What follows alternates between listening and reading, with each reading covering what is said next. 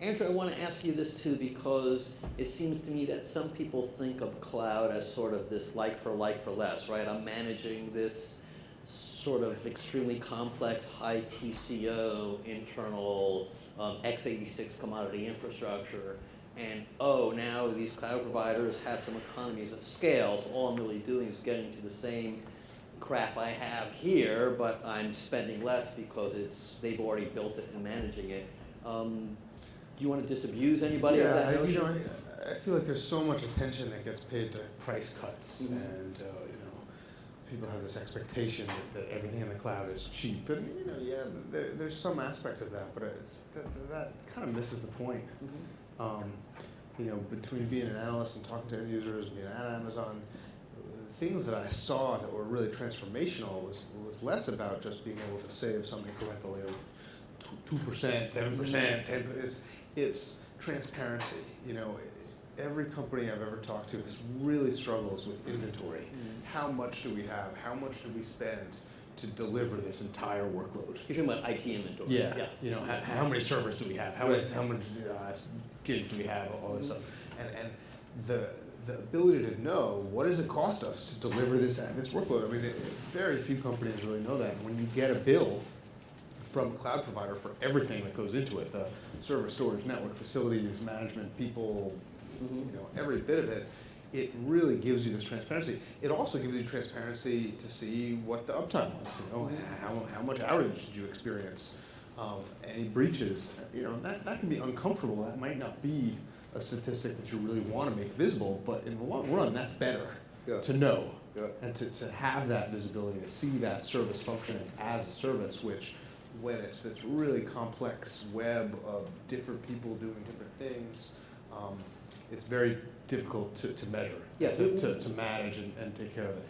We've definitely had difficulty with internal IT having visibility of the actual cost of delivering a service, because how do I measure the actual cost of server and storage? And then there's the labor cost, which we tend not to price. Well, to do an OS patch on these two services that support this application, and we spent this much money last Tuesday. It's 10 to 20 different vendors. It's 6 different departments. It's all these different budgets.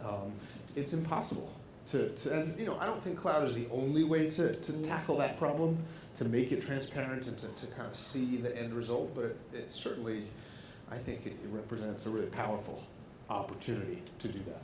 But does everybody want that? Aren't some people afraid of actually seeing the cost of delivering a particular service, whether it's, something as simple as our Office product, 365 productivity applications, or something as big as our CRM contact center environment? Aren't some people saying, I actually don't want to know the cost? Absolutely. I mean, reporting and transparency, nobody wants to spend $1 million to buy a reporting system that's going to tell your boss that the results have been crappy. Right.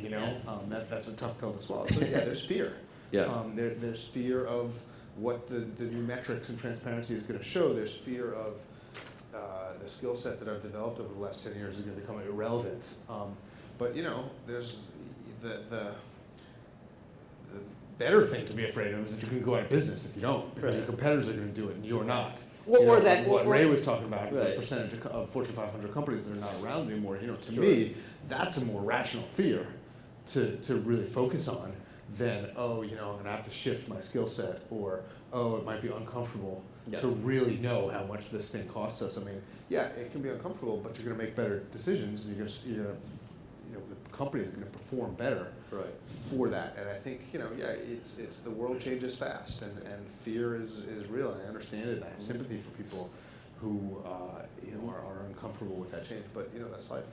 And also I like what you said there, that about making fact-based decisions about allocation of spend, because I think a lot of times the IT spend is so amorphous that we really don't know, is it 80% just keeping the lights on, is it 90% just keeping the lights on, or have we really pushed it down to 50 so we can spend more money on innovation as opposed to... And the reality with innovation and in business technology is that so much of it happens with trial and error, right? Performance tuning is trial and error. You put some new thing in, you see if it works better, did it solve the problem, was that the bottleneck? We're going to try this new technology and see how it goes.